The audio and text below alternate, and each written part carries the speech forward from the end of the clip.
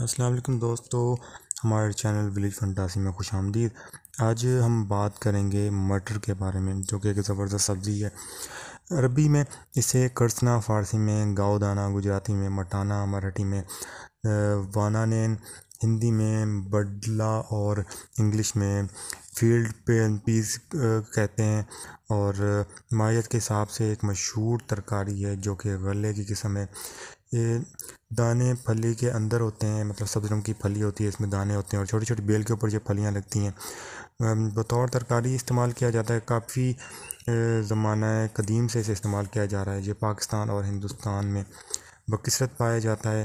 مزاج کی بات کریں تو مزاج گرم خشک درجہ دوم میں ہے، جبکہ کابلی مٹر کا مزاج سرد درجہ اول اور خشک درجہ دوم میں آتا ہے۔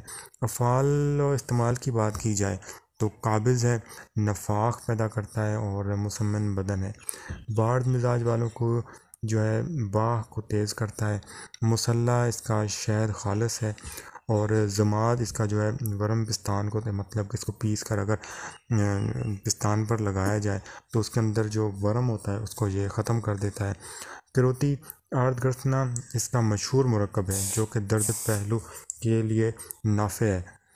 کیمیائی اجزاء کی بات کریں تو سلفر اور فاسفورس نسبتاً زیادہ مقدار میں نباتاتی مادہ کے ساتھ مرکب بھی ہوتی ہے۔ اس میں پروٹین، کاربوہائیڈریٹس اور حیاتین B1 بھی کافی مقدار میں پائے جاتے ہیں۔ مقدار خوراک ہے، جتنا انسان ہضم کر سکے اتنا اسے استعمال کیا جاتا ہے۔ تو دوستو، یہ تھا مٹر، اس کے بارے میں ہم نے بات کی۔ تو کائنڈلی ہمارے چینل سبسکرائب کر لیں اور بیل آئیکن پریس کرنا نہ بھولیں، تاکہ آنے والی اگلی تمام ویڈیوز آپ دوستوں تک پہنچی رہیں۔